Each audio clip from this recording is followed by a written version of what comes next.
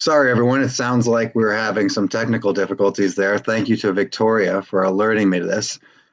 We're talking about St. Martin of Tours here on our daily devotional, and I'm sorry for those of you who could not hear me for the last 5 minutes, but I will start over, and we will learn about St. Martin all over again. St. Martin of Tours was born in the year 316 in what is now Hungary. He was born to wealthy parents, one of whom his father was a soldier in the Roman army. At age 10, Martin decided he wanted to become a Christian, and he was forced to make an awful decision for a boy so young. Do I follow my heart and become baptized, entering this young, new, strange religion of Christianity, or do I follow my father into a career in military service? He decided to do both. He was contracted into the Roman army, but also began his studies to become a Christian. And one night, a very famous story in the life of St. Martin of Tours took place. He was on his horse returning in a freezing cold night when he saw a beggar at the city gate. He got off his horse and cut his officer's cloak in half and gave half to the man sitting at the side of the road, shivering and freezing.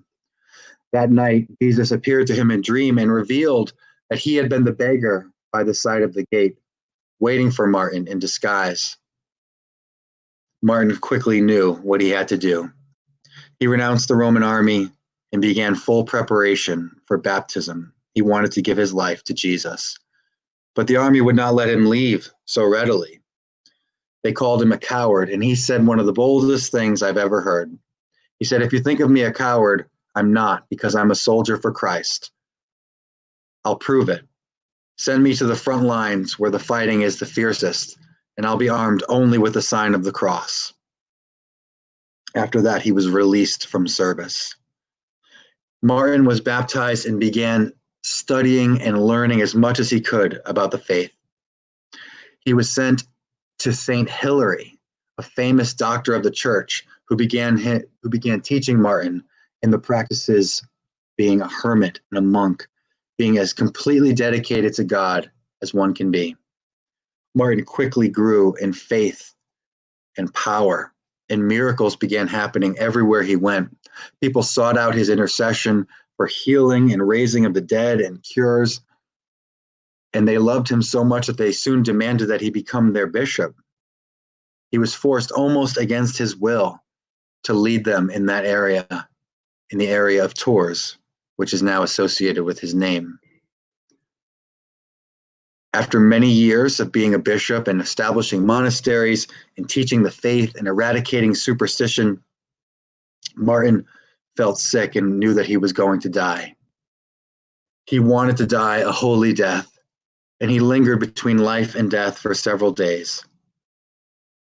He did the best he could to teach, to end paganism, to stop heresy, to reconcile people who were fighting.